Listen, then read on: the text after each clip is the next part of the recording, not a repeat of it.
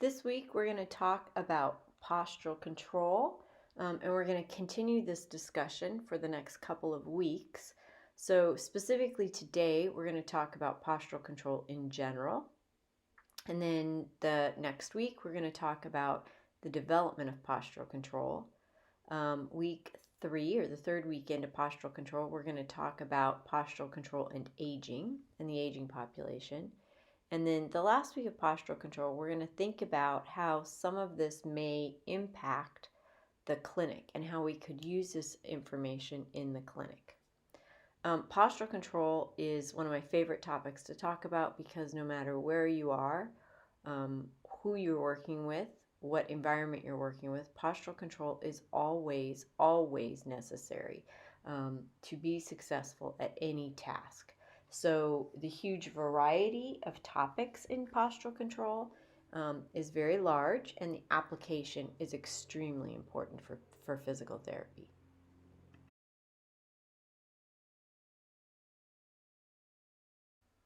So let's start our discussion of postural control by defining what we mean by postural control. So postural control is the ability or the task of controlling your body position in space. And to do this, to control your body position in space, you need to maintain two things.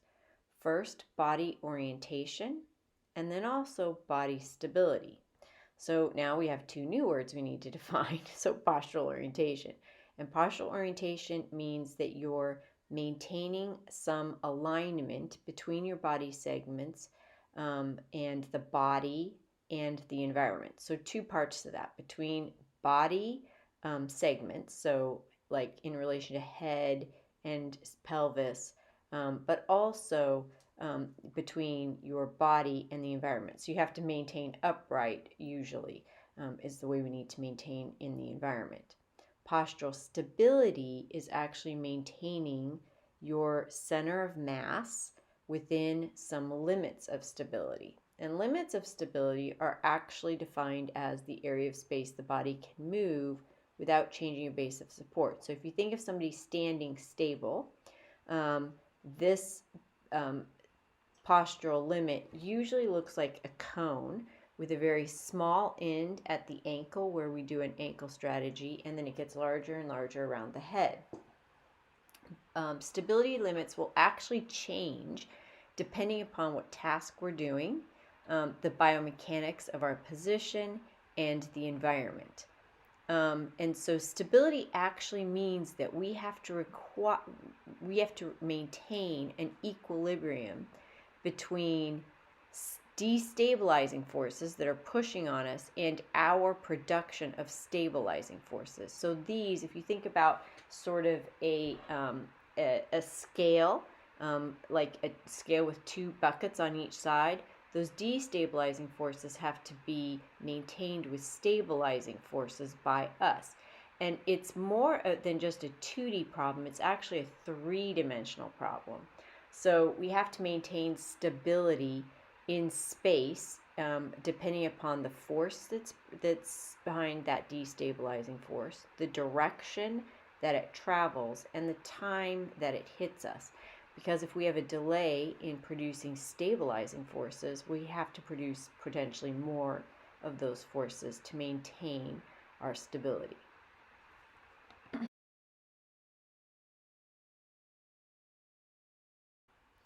So probably one of the best researched positions or best researched topics in postural control is that of quiet stance.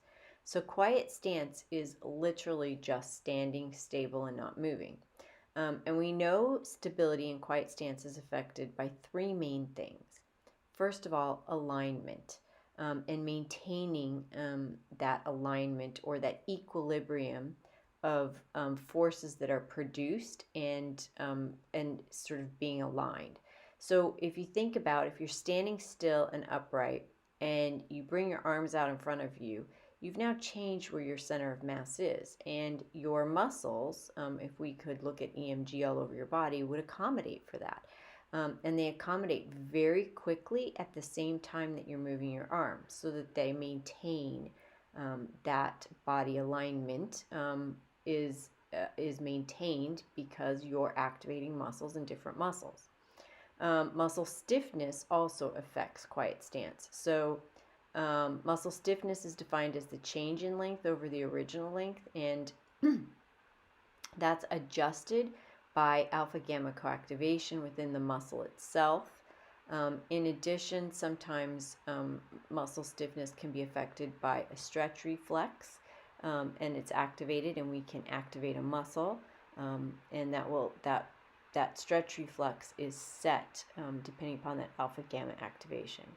And then postural tone, just the tone in the underlying postural control muscles will increase to keep us against gravity or held against gravity. And so those are the three main things that affect quiet stance.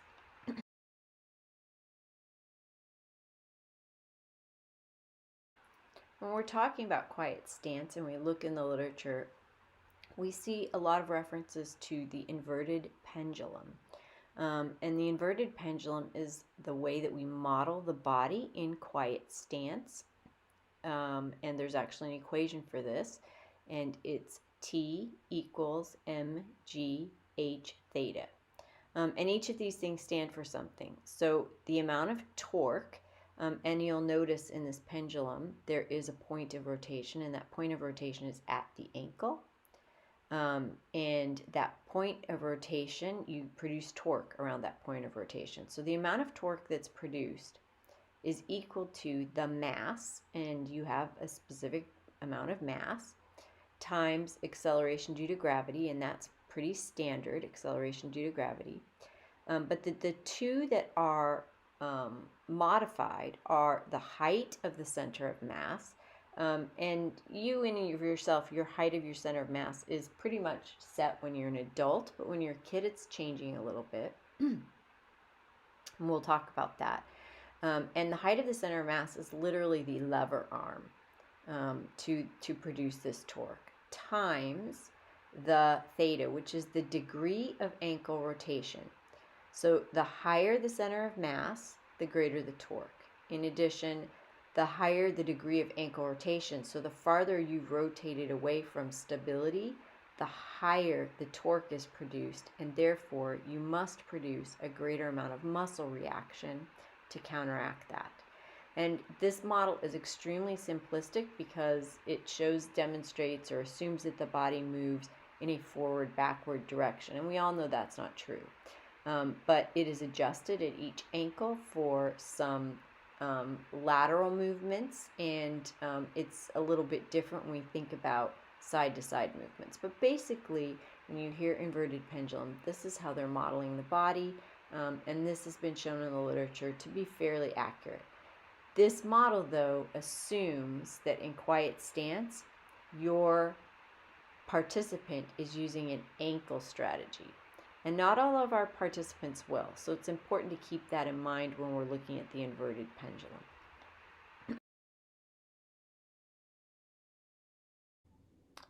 So when we're in quiet stance and we have a challenge to our balance, we call this perturbed stance. And interestingly, we see some pretty consistent muscle synergies or muscles that couple together into a synergy when our balance is challenged. And we see these in both processes of feedback, so you're not expecting that a postural perturbation is coming at you, and so you activate this strategy after it comes at you in a response. And we also see them in a feed-forward manner. So we see it when we're moving and we're throwing our own postural control off through our movements, then we actually see very similar synergies in movement. There are three of these that we talk about frequently. The first one is an ankle strategy, the second one is a hip strategy, and the third one is a stepping strategy. And we're going to talk about each one of these individually.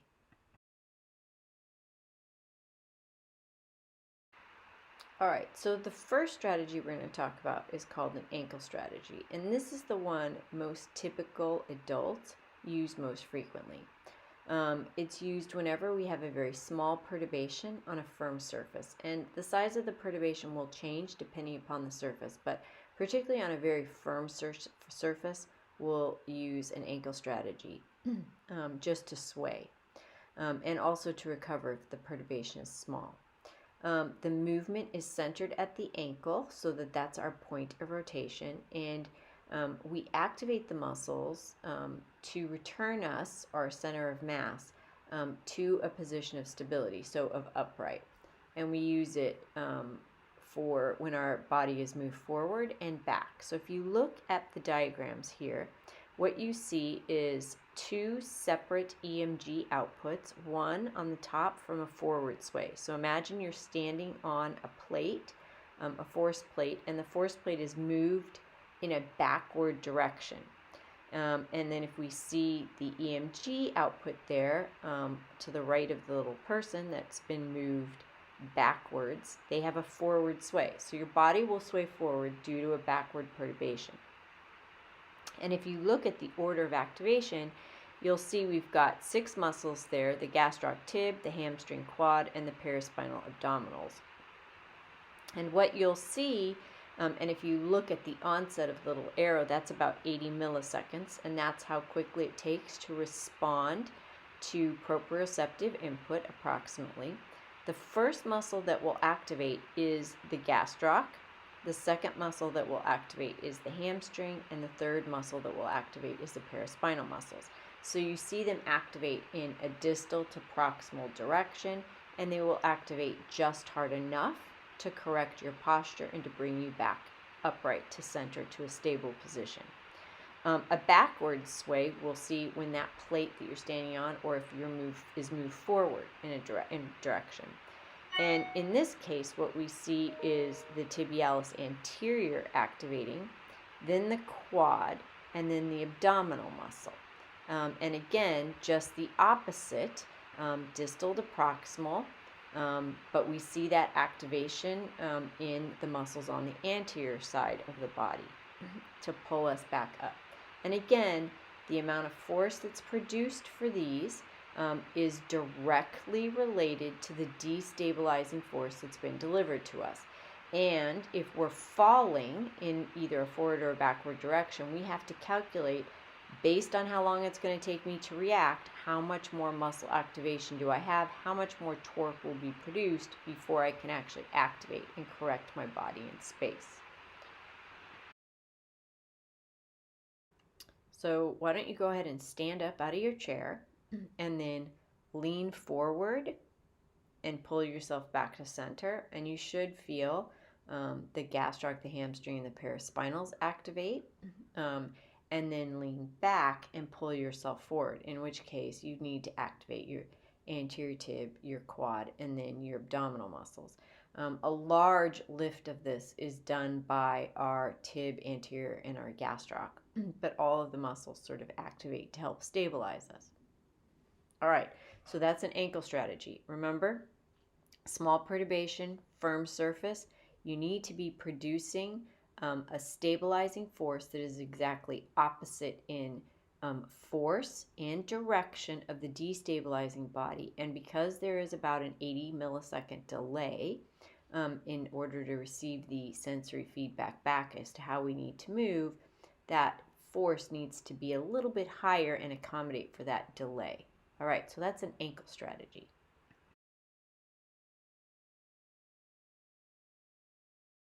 The second strategy we're going to talk about is a hip strategy.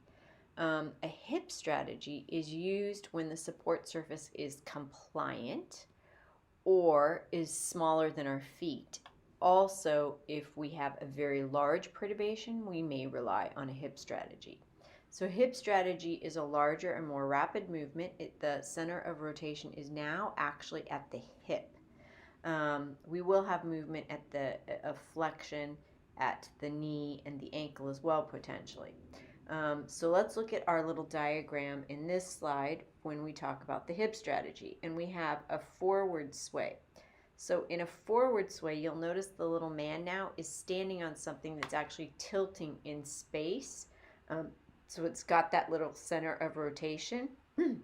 and a very short surface, so a small surface.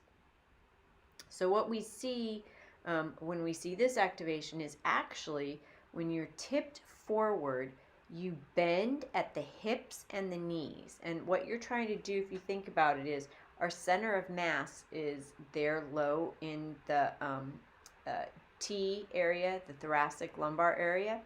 And so what you're actually doing is, if you think of that as that center of mass, we try to bring the center of mass backwards. So the way we do that is we bend at the hip, so we have an activation of the abdominals, and then we activate the quad as well. So, so you actually bend very quickly. And you'll notice that the response to this is a little bit later, so about 100 milliseconds. So again, a little bit more time. We have tipped a little bit farther. We need a stronger response. If we talk about the backwards sway, so again, we're being tilted backwards. What we do is, again, think of that center of mass, we try to move it forward. And the way that we do that is we extend our hips and we push that center of mass forward, or our pelvis forward, so that you see activation of the paraspinals first and then the hamstrings to sort of push the weight forward. So go ahead and stand up, and then what I want you to do is swing way forward and then bend your hips to respond. And so you should have hip flexion, knee flexion, and you'll have a little dorsiflexion to keep your feet on the ground.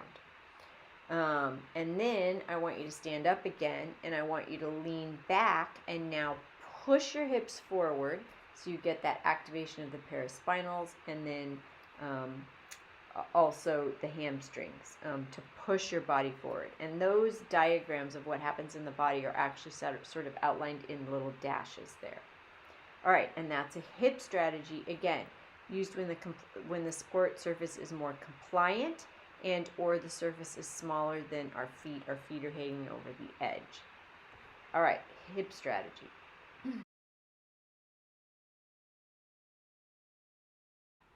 The third strategy we're going to talk about is a stepping strategy.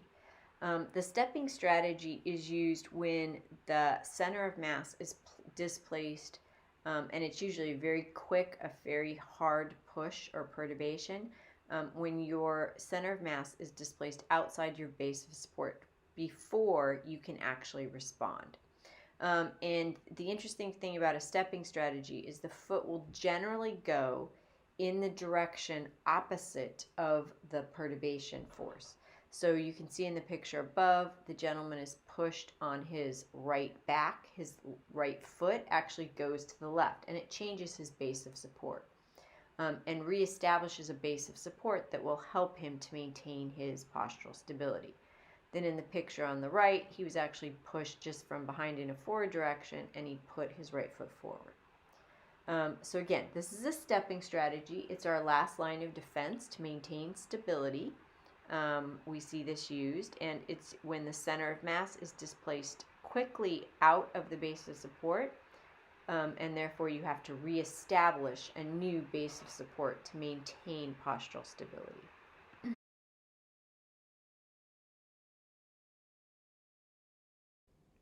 So how do we use and adapt these three motor strategies to what we're actually doing in the real world? So actually there's been some research that's looked at this. I have one here that's referenced for you, the Velas, in 1992, but there are other people have done it. And what these researchers did was they mapped out in normal subjects how quickly they shifted from one strategy to another. And so they drew in that little diagram in A, let's look at just A to begin with, the center of mass or the center of gravity. And then on the floor, if you think about drawn out on the floor, is how far over, how much torque must have been produced to shift in one direction or the other before they shift their strategy. So you can see the oval in the very center is labeled ankle strategy. And so as you're shifting in this sort of cone or this area, you'll use an ankle strategy, but as soon as it gets a little bit more, you'll shift to a hip strategy and a little bit more to a stepping strategy. So in this way, you activate one of these strategies based on how far out of your base of support you've actually shifted. And we update this and we modify this based on experience in a specific environment. So if we change environments, it will actually change. So in the diagram B, this is somebody now standing on a surface that's not nearly as stable. And now they map out the ankle strategy, and then the activation of the hip strategy is much quicker. And then the stepping strategy is again at the very end. So in this representation in B, the activity is less stable. They're probably on a compliant or a very small surface. And then these relationship of these strategies is updated and modulated to fit the environment. So with constant feedback, we get experience and we change how we utilize these strategies in relation to each other. And we're going to optimize the pattern that makes us most efficient and also safe, because we want to be safe. We don't want to fall over. So this is the relationship and how these strategies are constantly being updated and modified to fit in the environment that we're working in with the task we're doing at the moment.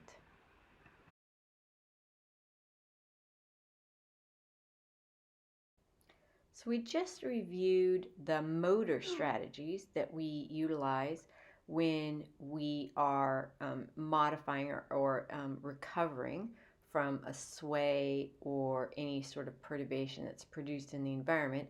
But now, how do we know that that perturbation has happened, or how do we know that our weight has shifted in one direction or another? And if you think about it, we have to absolutely balance that scale, so we need to have a very accurate picture about how we have modified our posture. So how do we do that? Well, there's actually three main senses that contribute to this. The visual system, the somatosensory system, and the vestibular system. We're going to spend a few minutes talking and covering each of those, and then we'll sort of talk about how they fit together. All right, so let's start talking about the visual system.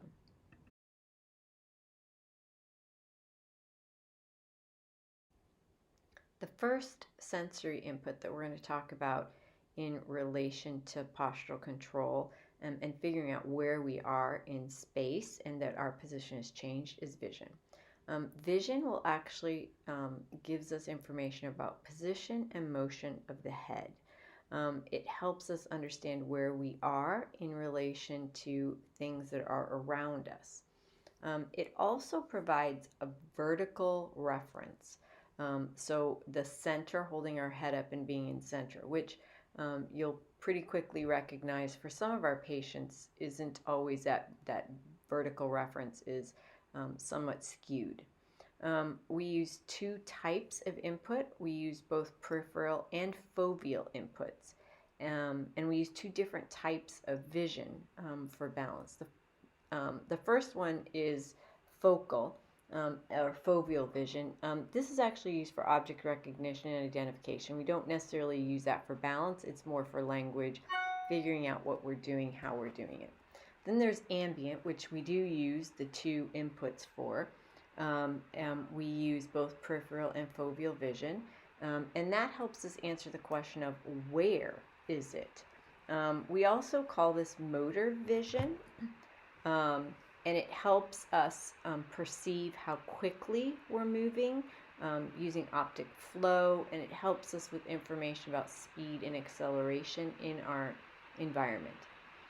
The one limitation of vision is it is unable to distinguish between egocentric and exocentric motion. So egocentric being yourself and exocentric being the world around you.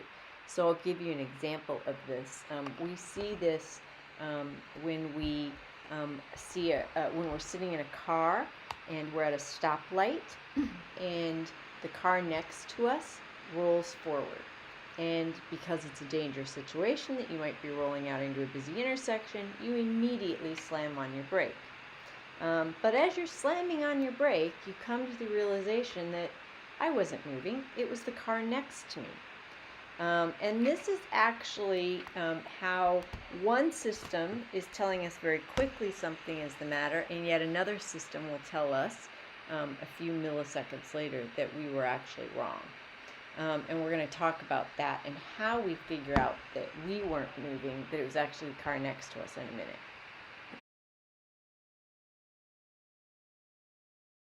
The second type of sensory input that we're going to talk about is somatosensory, and in relation to motion. And this is all the sensors in our body that give us information about position and motion in your body in reference to the supporting surface, and then also the relationship between all of your body segments.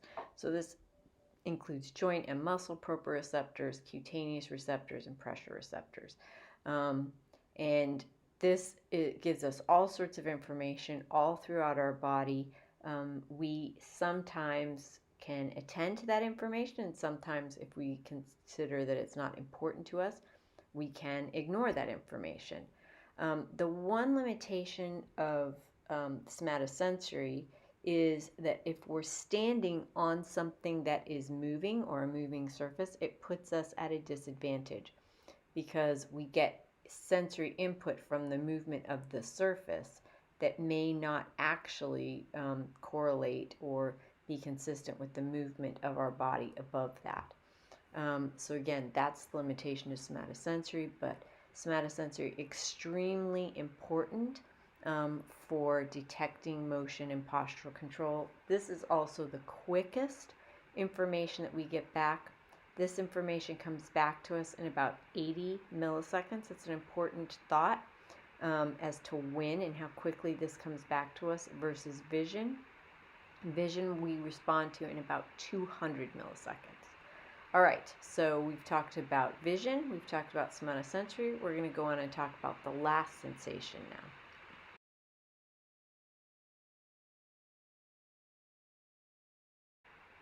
The third sensory input that's going to be very important for us for postural control is vestibular. And vestibular gives us information about position and movement in the head in relation to gravity and any inertial forces that we find as a result of movement.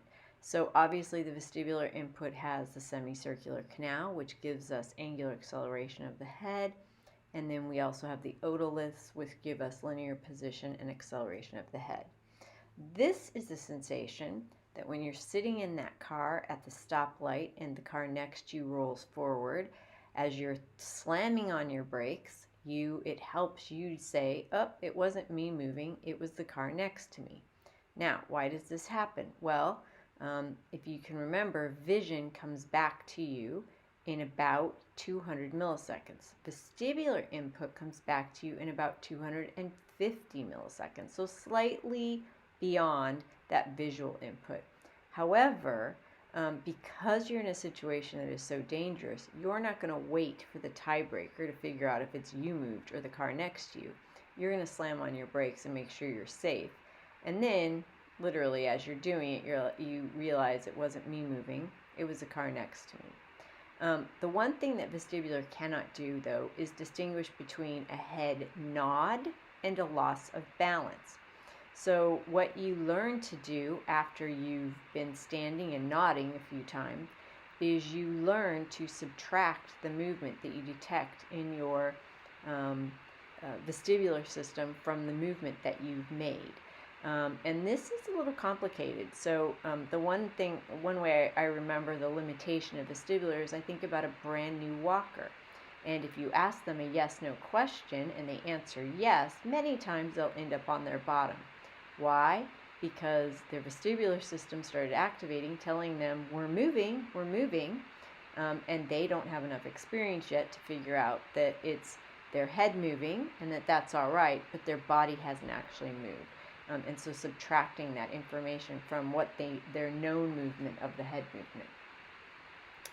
All right, so that's the vestibular input. We've now reviewed all three systems that contribute to the postural control system. Now let's talk about how these systems are combined and contribute to what's actually going on Particularly in quiet stance, we have a lot of information on this.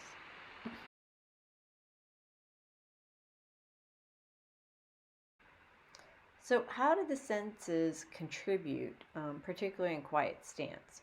So for neurologically intact adults, all three systems do play a role. However, neurologically intact adults rely very heavily on somatosensory input that's coming into them unless they've stood on or they've stepped upon a surface that is more compliant, in which case they'll ramp up the visual a little bit, potentially the vestibular, and they'll ramp everything else, or they'll modify it. So if we think about a contribution, typical adults, more somatosensory, little less vision, and then the smallest contribution would be from the vestibular system. And they do that because the somatosensory system has the ability to respond extremely quickly. So in order to decrease the amount of energy that we need, we want to catch any sways as quickly as possible. And we'd do that by using the somatosensory, which we can respond to in about 80 to 100 milliseconds. The visual system, or the visual response, is about twice as long, about 200 milliseconds.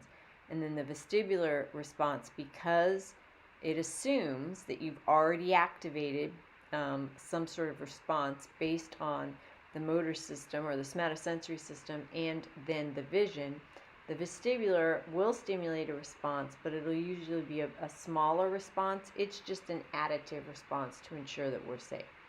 So this is in neurologically intact adults. We'll talk about what happens in kids when we get to the development of postural control.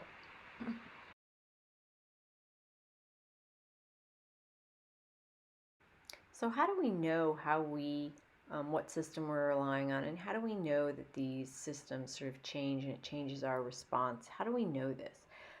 So there's a very clever 6-condition assessment that has been designed by Nasner, looking at modifying the sensory input and then looking at the sway that results from this. So this is actually called the sensory organization test. It's used by a lot of people who look at balance, and there's quite a few systems that look at this. The Balance Manager is one system by Natus, and then also Burtek has come out with a new system that's very, very nice, and they also look at this. So sensory organization test, there's 6 conditions. The first condition is eyes open, and you're standing on a platform. The platform is firm. And it's not moving. So in this case, you've got all 3 systems that are accurately giving you information. The second condition is with the eyes closed. And believe it or not, you're smart enough to figure out right away your eyes are closed, you don't have any vision. So you now realize you can't rely on vision at all. So you ramp up your somatosensory and your visual. And you know you don't have any vision, so you're relying on somatosensory and only visual. The third condition is there's a visual surround around you, and that visual surround will move with you at the same rate that your body is swaying. So in this case, just like in condition 2, the visual and somatosensory, they're accurate. You're getting accurate information from somatosensory and vestibular. However, you haven't just taken away vision. Now you're giving erroneous visual information because the surround is swaying with you. So based on your vision, it doesn't look like you're swaying at all. So you actually get inconsistent information, and you have to figure that out and then figure out which system is not giving you accurate information in order to stay upright. The fourth condition, you are standing on a surface that sways with you. So as you're swaying, it sways and adjusts with you, but your eyes are open. So in this situation, you have accurate vision and accurate vestibular. However, your somatosensory is inaccurate, not gone totally, but it's inaccurate. So you need to figure that out in order to maintain standing. In the 5th condition, the surface is still swaying with you, but you now have your eyes closed. So now, in condition 5, you aren't getting accurate somatosensory, but you have no vision. So all you have that's accurate at this point is vestibular. So in order to maintain upright, you have to detect and figure out, I only have vestibular, which is accurate at the moment. The sixth condition is where the surround sways with you. So now you have two systems that are inaccurate, vision and somatosensory. So remember, your eyes are closed, you know you don't have vision, but you had to figure out in condition 5 that somatosensory was inaccurate. Now you don't know, you're getting inaccurate information on vision and somatosensory, and the only system that you have left that's accurate is vestibular, and you must figure this out.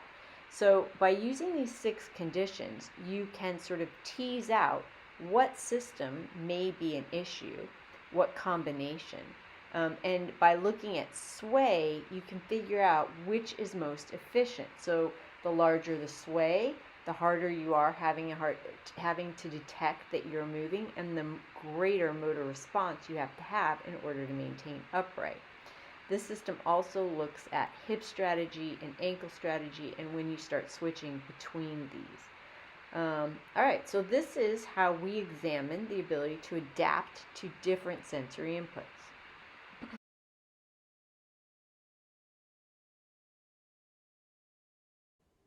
So what do we know about research with this surround in these 6 conditions that we just spoke about?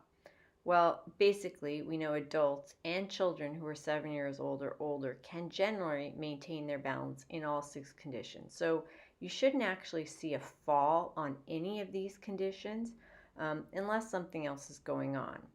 We also know that each type of sensory input is altered as you give erroneous information. So when you give erroneous information, such as the surround swaying with you, giving you erroneous visual information, or the platform swaying with you to give you erroneous somatosensory information, that you very quickly figure it out and alter and accommodate for that by relying heavily on the systems that you know are giving you accurate information. So you actually weigh and re-weight the attention to each sensory input depending upon the task. And in normal conditions, we generally rely very heavily on somatosensory information than we do on vestibular or vision. It's about a 70 somatosensory, 20 vision, 10 vestibular cut is approximated in the literature. When you get a new task, though, what we know happens is when you're learning a new task, you actually increase the weight of the visual input, probably to attend to things that are going on around you, where you are in space. But new learners rely very heavily on visual information. We also know that the ankle strategy itself relies very heavily on somatosensory input. You need to detect and respond very quickly if you're going to use an ankle strategy because you don't have a long lever arm at the foot there to do too much. So you rely very heavily on somatosensory for ankle strategy.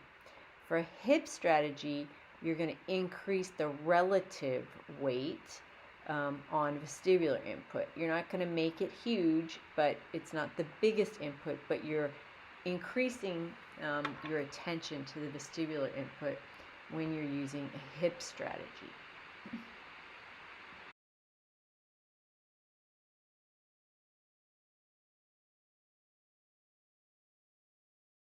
We have some research on this sensory organization test, which helps us sort of look at how this organization goes.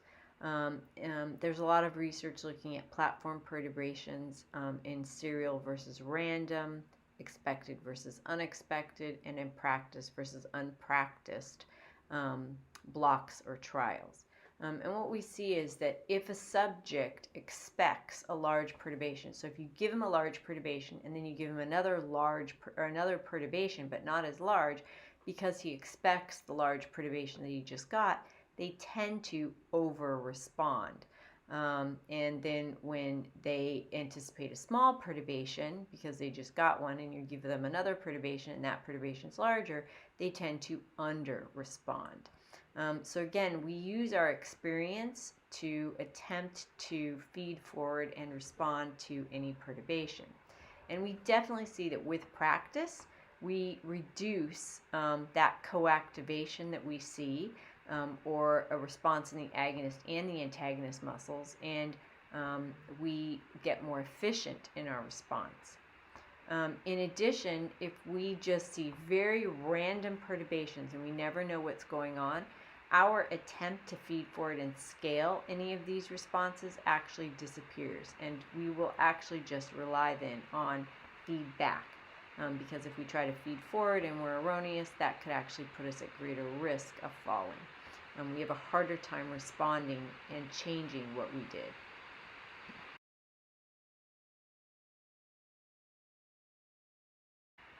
All right, so now we're going to talk about coordination of posture and movement. So we talk about coordination, how and when does posture occur in relation to our main movement. And Frank and Earl defined 3 different postural relationships between how we maintain our posture and that prime movement. And so we're going to talk about all 3 of these.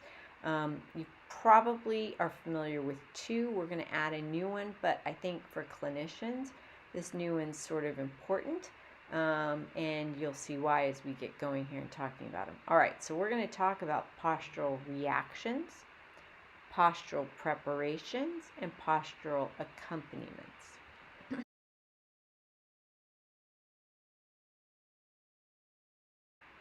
So the first relationship between when postural control occurs in relation to a movement is, well, the first one we're going to talk about is postural reactions.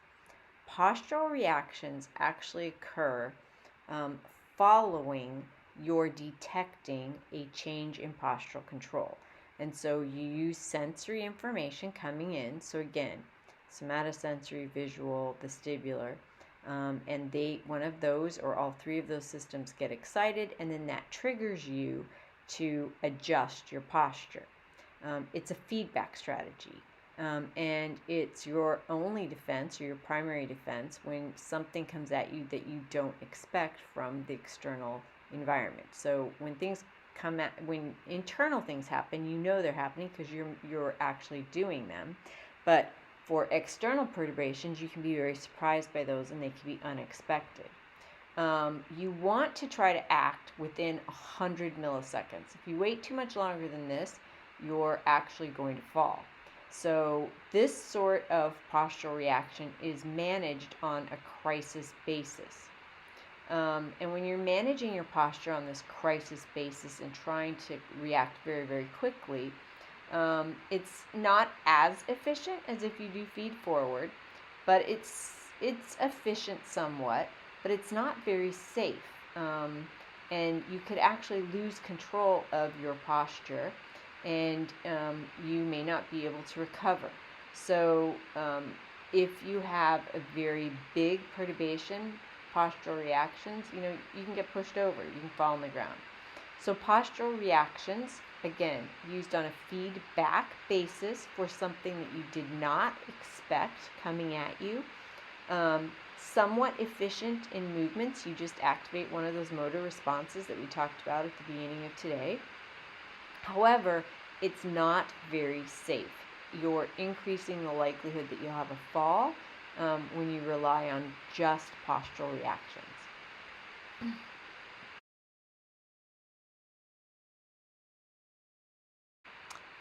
So while postural reactions happen after the movement, postural preparation happens before the movement starts, well before the movement starts.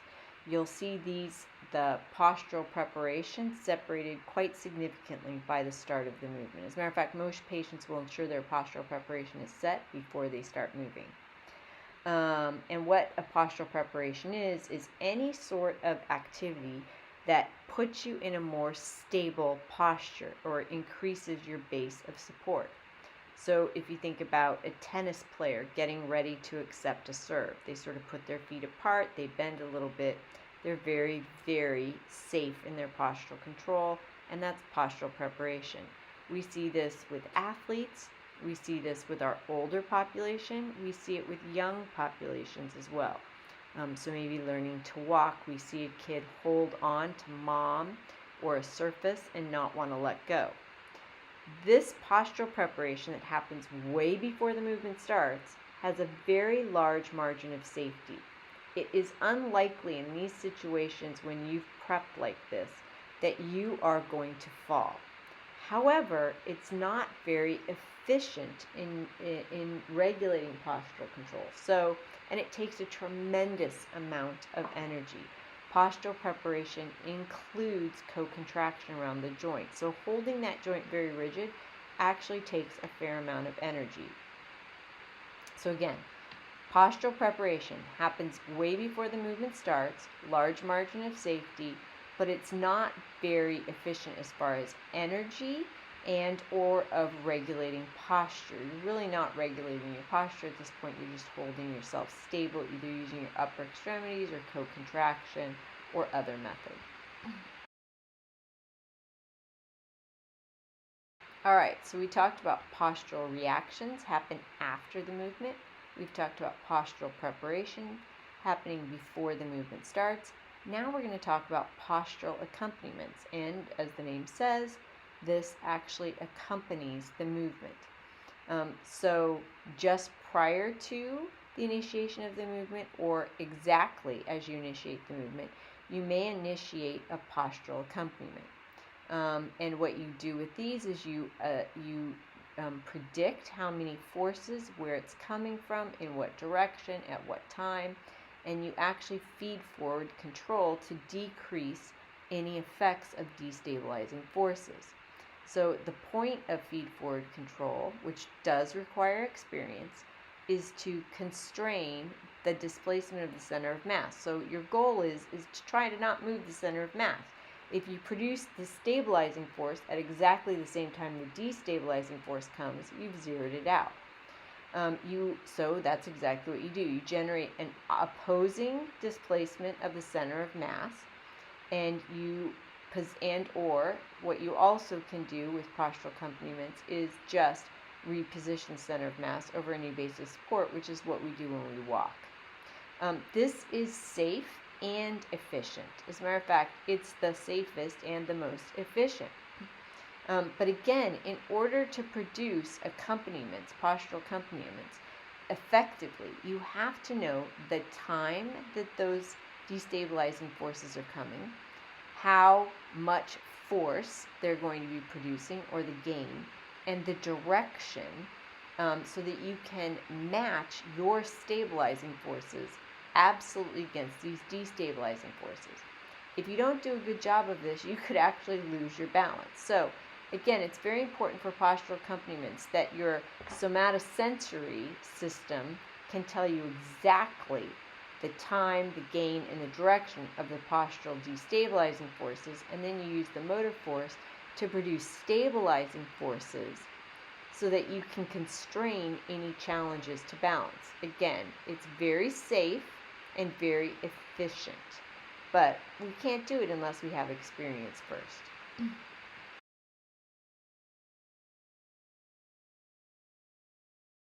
So when we look at the output patterns that we see, whether we're talking about postural accompaniments or postural reactions, we actually see very similar motor strategy outputs. We see an ankle strategy or similar to an ankle strategy, we see a hip strategy, and then we see a combination of the two. We also see a stepping strategy. So as far as what if there are a difference between feed forward and feed back, basically we see use of very, very similar patterns. So the theory is that they are the same pattern, potentially just activated before or as you're moving to decrease the destabilizing forces, and then also used when you have no idea that a destabilizing force is coming at you.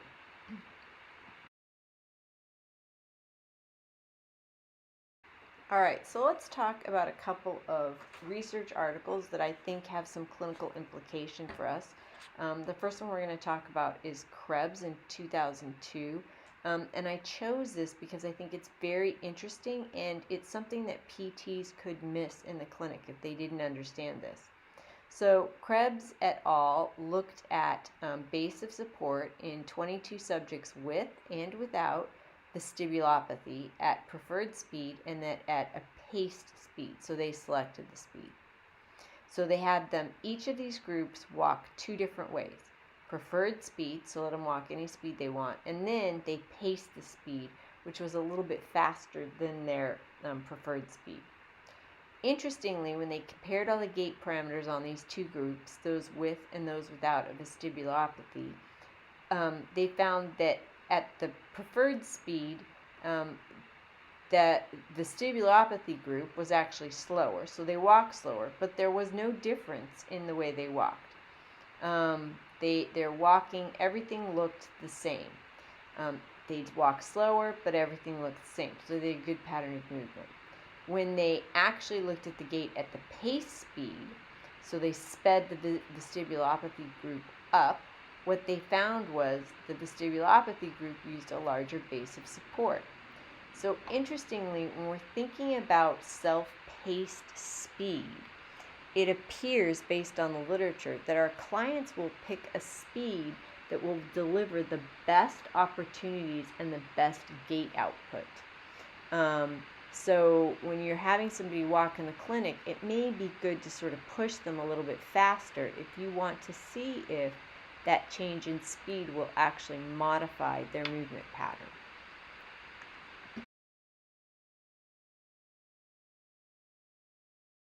The second article I chose I thought was interesting. It was done by Stephen Wolf at Emory University, and he actually was looking at postural sway in older subjects before, immediately after, and then 4 months after 3 different interventions.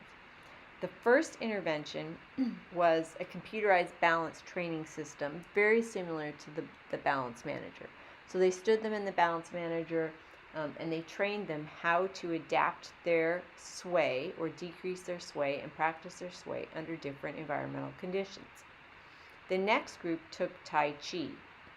And the third group was an educational group, and they received intervention, but it was all educational. So telling them methods to decrease falls in their house and strategies.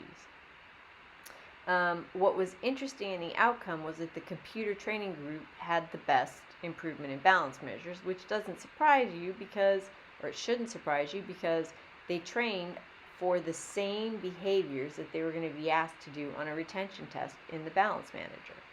The Tai Chi group actually decreased their onset of falls and may be related, they assumed, more to confidence instead of decreasing any sway measures.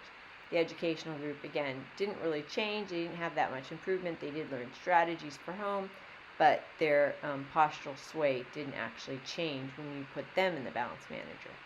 So again, very interesting, suggests that the training that we do for postural control, it's really important we train in the environment that is of need because that environment is dictating very specific challenges to our posture. And we need to learn exactly what those challenges are and learn to meet them.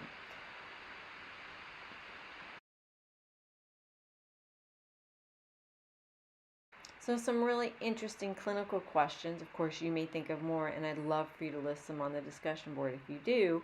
But one clinical implication or question that I have based on the research is there carryover of learning a motor pattern versus with postural reactions early in learning? Does that carry over to postural accompaniments? Basically, most of the literature suggests that it might or does. Also, the biggest clinical implication I can think of is implicit versus explicit learning. And as we've already pointed out, postural control is always learned implicitly through rehearsal, experience, and lots of it. So the more rehearsal you have, the better off you're going to be with postural control. And if you think of postural control and if you do a breakdown of tasks or if you do part training, that would be very hard to learn the postural control. if you're splitting things up. So postural control is really impacted by the not only repetition, but how long are we actually maintaining a posture under challenges, under conditions. So the more you learn there, the better off you'll be as far as learning postural control. All right, so for right now, we're going to conclude this week's session on postural control. I hope you enjoyed it. I hope that you can find some things here that relate to your clinical practice. I'd love to hear your comments on the discussion board, and I'm looking forward to seeing your final project and understanding this relationship between postural control and movement. So again, postural control is needed for everything, and how we actually carry this out can be limited in our clients based on sensory limitations and or motor limitations. So we detect and we respond. So we need all of these systems intact to maintain our postural control in situations outside of the clinic.